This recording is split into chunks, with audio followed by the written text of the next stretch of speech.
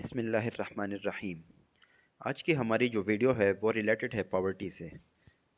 इस वीडियो में हम डिस्कस करेंगे कि गुर्बत क्या है, इसकी रीज़न्स क्या है, किन वजूहात की बिना पर गुर्बत पैदा होती है, इसके इफ़ेक्ट्स क्या हैं सोसाइटी पर भी और किसी भी मुल्क पर भी, और इसके बाद जो है इसके सलूशंस क्या हो सकते हैं। ठीक है, चलें इसकी डेफिनेशन की तरफ जाते हैं। तो इन सिंपल वर्ड, किसी भी इलाके में या किसी भी जगह पर किसी इंडिविजुअल की या किसी स्पेसिफिक ग्रुप की जब बेसिक नीड जो हैं वो पूरी नहीं होती, बेसिक नीड जो हैं वो फिलफिल नहीं होती, तो उसको हम कहते हैं पॉवर्टी। ठीक है, वो नीड्स जो हैं, बेसिक नीड जो हैं वो क्लॉथ्स की भी हो सकती हैं।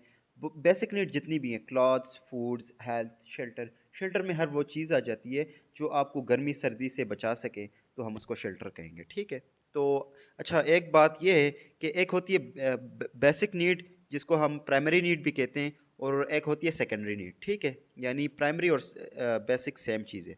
अब सेकेंडरी नीड में क्या आ जाती है? सेकेंडरी नीड में आप लग्जरी की तरफ जाते हैं। जब आपकी बेसिक नीड फुलफिल होती हैं तो फिर आप सेकेंडरी नीड की तरफ जाते हैं। दैट वी कैन से कि लग्जरी लाइक गाड़ी, अच्छा मकान, इसके अलावा हर वो चीज़ जो सेकेंडरी यानी बेसिक नीड के बाद आती है। ठीक है, अच्छा, इसकी रीज़न्स क्या हो सकती हैं, किन वजूहात की बिना पर जो है किसी जगह में, किसी इलाके में, किसी मुल्क में पॉवर्टी प्रोड्यूस होती है, पॉवर्टी जो है क्रिएट होती है। अच्छा, सबसे पहली जो रीज़न है वो ये है कि जब इन्फ्लेशन ज़्यादा होती है, किसी भी मुल्क में इन्फ्लेशन ज़्यादा हो जाती है। अब इन्फ्लेशन क्या है? अफरात ज़र। अफरात ज़र क्या है? यानी आपकी करेंसी जो है, इन सिंपल वर्ड कि वो डिवेल्यू हो जाए। आपकी करेंसी जब अपनी कदर खो देती है तो उसको हम इन्फ्लेशन कह देते हैं। तो इन्फ्लेशन कब आता है? जब इन्फ्लेशन तब आता है जब आप जो है विदाउट प्लानिंग नोट छापते हैं, तो उससे इन्फ्लेशन आता है। तो अगर हम डिटेल में जाएंगे तो फिर जो है वीडियो बहुत ज़्यादा लंबी हो जाएगी। अच्छा, फिर दूसरी रीज़न आ जाती है हमारे पास, वॉर एंड कन्फ्लिक्ट। जिस जगह पर वार होगा, वार और कन्फ्लिक्ट की वजह से जो है, यानी आपके जो है किसी किसी जगह पे वार चल रहा है, किसी कंट्री के साथ आपका वार चल रहा है, तो वो आपकी जो मुल्क है उसमें क्या कर सकता है? पॉवर्टी प्रोड्यूस कर सकता है। लाइक हम देख सकते हैं हमारे पास जो है सीरिया की एग्जांपल हमारे पास मौजूद है। इसके अलावा और भी बहुत सारी कंट्रीज़ हैं जहाँ पर क्या है, पॉवर्टी बहुत ज़्यादा है। किस वजह से? वार की वजह से। ठीक है, तीसरी जो रीज़न आ जाती है वो ये है कि इम्पोर्ट्स अब क्या है? इम्पोर्ट्स ये हैं कि जब आप बाहर दूसरे किसी मुल्क से अपनी कंट्री को चीज़ें दरामद करते हैं, अपनी कंट्री को चीज़ें जो हैं लाते हैं, तो जब हद से ज़्यादा आप चीज़ें इंपोर्ट करते हैं, आप ख़ुद जो है अपनी चीज़ें प्रोड्यूस नहीं कर कर पाते या करते, तो फिर जो है क्या होता है, आपकी मुल्क में पॉवर्टी जो है वो रेज़ होती है, पॉवर्टी इंक्रीज़ होती है। ठीक है, ये भी एक वजह है। अच्छा, उसके बाद जो चौथी जो रीज़न आ जाती है वो है कि poor policy of government. Poor policy का क्या मुराद है? लेट्स सपोज अगर हम एग्ज़ाम्पल ले लेते हैं, अगर हम पाकिस्तान की एग्ज़ाम्पल ले लेते हैं, तो पाकिस्तान में अगर हम कहें कि प्राइवेटाइजेशन होती है, तो ये एक अच्छी पॉलिसी है। क्या होगा? प्राइवेट सेक्टर आएगा। प्राइवेट सेक्टर जो है वो क्या करेगा? इन्वेस्ट करेगा। इससे क्या होगा कि आपके जो हैं एक्सपोर्ट ज़्यादा हो जाएंगे। इंपोर्ट के बजाय एक्सपोर्ट आप ज़्यादा करेंगे। जब आप एक्सपोर्ट करेंगे तो बाहर मुल्क से आपके मुल्क में क्या आएंगे? डॉलर्स आएंगे। तो आपको पता है कि इंटरनेशनल जितनी भी ट्रेडिंग होती है वो डॉलर्स में होती है। ठीक है, तो जो है जो गवर्नमेंट की पुअर पॉलिसी है, इसकी वजह से भी पॉवर्टी इंक्रीज़ होती है। इसके बाद पांचवी जो रीज़न हमारे पास आ जाती है कि करप्शन। करप्शन, आप सबको पता है कि करप्शन जो है वो जो है पॉवर्टी की जड़ है। जिस मुल्क में करप्शन होती है तो वो उस मुल्क में जो है करप्शन की वजह से पॉवर्टी ज़रूर होती है। लाइक चाइना को आप देख लें, बिफोर जो है चाइना ने पनिशमेंट नहीं दी जब से अपने ब्यूरोक्रेट्स को, जो हाई ऑफिशियल्स थे, उन उससे पहले का दौर देख लें और उसके बाद का दौर देख लें, तो इससे क्या होता है, करप्शन जो है वो बहुत बड़ा रोल प्ले करता है किसमें? किसी भी मुल्क में पॉवर्टी क्रिएट करने में। ठीक है, इसके बाद हमारे पास जो छठा रीज़न आ जाता है वो है कि पॉपुलेशन विदाउट प्रॉपर प्लानिंग। यानी प्रॉपर प्लानिंग से क्या मुराद है? अब चाइना में पॉपुलेशन तो इंक्रीज़ है, लेकिन उसमें क्या है? They have a proper plan for that. क्या प्रॉपर प्लान है? कि यानी हर घर में जो है वो डिपेंडेंट नहीं है, गवर्नमेंट जॉब पे वो डिपेंडेंट नहीं है, वो अपनी छोटी सी इंडस्ट्री लगा देते हैं। तो इससे क्या होता है कि वो इम्पोर्ट कर एक्सपोर्ट उनकी ज़्यादा हो जाती है, तो इससे क्या होता है कि उनकी जो है इनकम जो है पर कैपिटा जो है वो डिक्रीज़ नहीं होती। ठीक है, तो इससे हम कह सकते हैं कि प्रॉपर प्लानिंग से अगर आप पॉपुलेशन इंक्रीज़ कर रहे हैं, लाइक इन इंडिया बहुत ज़्यादा पॉपुलेशन है, प्लान नहीं है उनके पास, अभी तो खैर उनकी इकॉनमी बेहतरी की तरफ जा रही है, लेकिन जब आपके पास प्लान नहीं होंगे तो फिर क्या होगा? फिर ये होगा कि आपकी जो पॉवर्टी है मुल्क में वो हद से ज़्यादा बढ़ती जाएगी। अच्छा, उसके बाद छठी रीज़न जो है वो क्या है? वो ये है कि अनएम्प्लॉयमेंट। अनएम्प्लॉयमेंट वही बात आ जाती है कि जब प्राइवेट सेक्टर नहीं आता तो फिर क्या होता है, या आप पर्सनली जो है आप इन्वेस्ट नहीं करते, या प्राइवेट सेक्टर नहीं आता, तो उससे क्या होता है कि अनएम्प्लॉयमेंट क्रिएट हो जाती है। गवर्नमेंट जॉब जो है कितने बंदों को मिलेगी? पूरे मुल्क में सब लोगों को तो नहीं मिल सकती।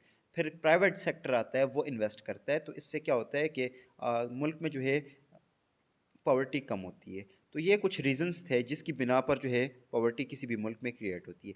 अच्छा, अब इसके इफ़ेक्ट्स क्या हैं? अगर किसी मुल्क में पॉवर्टी जो है वो रेज़ हो जाए, इंक्रीज़ हो जाए या क्रिएट हो जाए, तो उससे क्या इफ़ेक्ट हो सकता है उस मुल्क पर, उस सोसाइटी पर? सबसे पहली जो है, पहली रीज़न वो यही है कि जो बच्चे होते हैं उस मुल्क के, उस सोसाइटी के, जो चिल्ड्रंस होते हैं या स्टूडेंट्स होते हैं, वो क्वालिटी एजुकेशन नहीं हासिल कर पाते। यानी क्वालिटी एजुकेशन से मुराद मेरा ये है कि मेजॉरिटी ऑफ पीपल, जब पॉवर्टी ज़्यादा होगी तो मेजॉरिटी ऑफ पीपल क्या हैं, क्वालिटी एजुकेशन नहीं हासिल कर पाएंगे। हाँ, कुछ लोग तो हासिल कर लेंगे, लेकिन सारे जो हैं वो हासिल नहीं कर पाएंगे। ठीक है। अच्छा, दूसरी बात क्या है जिसकी जो इफ़ेक्ट है पॉवर्टी का, वो ये है कि जो लोग हैं वो अपनी डिजीज़ को, या उनको जो भी हेल्थ इशू आ जाए, तो उसको प्रॉपरली वो उसको अच्छी तरह ट्रीट नहीं कर पाते। ठीक है, जिसकी वजह से उनकी बीमारियां बढ़ती हैं, मुख्तलिफ इश्यूज क्रिएट हो सकते हैं। ठीक है। अच्छा, तीसरा इफ़ेक्ट जो है वो ये है कि बहुत से लोग जो हैं वो बेघर हो जाते हैं। ठीक है। जिस मुल्क में पॉवर्टी होती है, अब हमारे पास एग्जांपल है किसकी? टर्की की। तो टर्की में क्या हुआ? ज़लज़ला आया, अर्थक्वेक हुआ, तो रिज़ल्ट क्या हुआ? वो एक अच्छा डेवलप कंट्री था, तो स्टेट ने कह दिया कि आफ्टर 1 ईयर हम आपके लिए क्या बनाएंगे? घर बनाएंगे। ठीक है। तो अगर किसी भी गरीब मुल्क में ये आ जाए तो फिर क्या करेंगे? लोग जो होते हैं बेघर हो जाते हैं, जंग आ जाए बेघर हो जाते हैं। तो ये जो है पॉवर्टी के जो रीज़न है वो ये आ जाती है। अच्छा, फिर उसके बाद क्या होता है? सबसे बड़ा जो इफ़ेक्ट होता है वो सोसाइटी पर, मुआशरे पर, मुल्क पर, किसी भी कौम पर जो है होता है। पॉवर्टी का इफ़ेक्ट जो है वो ये है कि क्राइम रेट ज़्यादा हो जाती हैं। उस मुल्क में जो है क्राइम रेट ज़्यादा हो जाती है। क्राइम रेट का जो है डायरेक्ट इनडायरेक्ट जो है रिलेशन वो किससे है?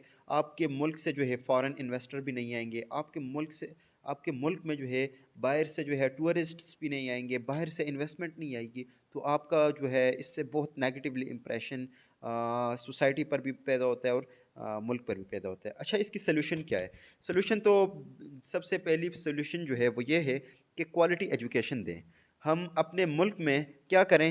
जितने भी बच्चे हैं, जितने भी स्कूल्स हैं, उनको हम क्वालिटी एजुकेशन दें, तो इससे ये होगा कि उस जगह के लोग हैं, वहाँ के जो जितने भी लोग हैं, तो वो क्या करेंगे? कोशिश करेंगे कि उस एजुकेशन को, उसकी बेस पे क्या करेंगे? न्यू चीज़ें इन्वेंट करेंगे, डिस्कवर करेंगे। इसके अलावा अपने लिए ख़ुद जो है जॉब क्रिएट करेंगे, अपने लिए बिजनेसेस क्रिएट करेंगे। ठीक है। अच्छा, फिर उसके बाद क्या हो सकता है कि टैक्सेस जो है, टैक्सेस का जो बर्डन है वो रिड्यूस करें। ठीक है। अच्छा, यानी टैक्सेस का मतलब ये है कि इतने ज़्यादा टैक्स ना लगाएं लोगों पर कि जितने वो बर्दाश्त नहीं कर पाते। ठीक है। अच्छा, तीसरा जो हमारे पास रीज़न आ जाता है वो ये है कि जस्टिस, रूल ऑफ लॉ हो, जस्टिस हो, यानी अमीर और गरीब में फ़र्क ना हो। तो जब अमीर और गरीब में फ़र्क नहीं होता तो फिर क्या होता है? जिस तरह अगर हमारे पास बेहतरीन एग्ज़ाम्पल है इस्लाम की, इस्लाम किस तरह जस्टिस, इस्लाम की अगर मैं जस्टिस की एग्ज़ाम्पल दूं, तो जब आप नमाज में खड़े होते हैं तो क्या होता है? आपके साथ प्राइम मिनिस्टर जो है वो एक गरीब बंदे के साथ खड़ा होता है। इस्लाम क्या कंसेप्ट देता है? जब आप नमाज में खड़े होते हैं तो फिर अमीर और गरीब कुछ भी नहीं होता, बस सिर्फ एक इंसानियत और एक मुसलमान जो है वो खड़ा हो जाता है। एक साथ एक प्राइम मिनिस्टर खड़ा होता है, दूसरी उसके साथ जो है मुल्क का जो है गरीब तरीन बंदा खड़ा होता है। उस प्राइम मिनिस्टर उस गरीब बंदे को ये नहीं कह सकता कि तुम मेरे साथ क्यों खड़े खड़े हुए हो। तो this is the system of justice. ठीक है। This is the system of equality.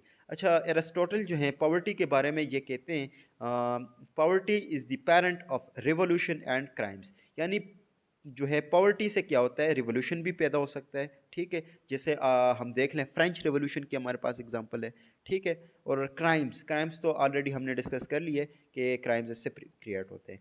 तो अच्छा, एक दूसरा मैसेज मैंने आपको देना है कि अगर कोई भी बंदा इनिशियल और आईएसएसबी की क्लासेस ज्वाइन करना चाहता है ऑनलाइन, तो हमने एक प्रॉपर प्लेटफॉर्म क्रिएट किया हुआ है।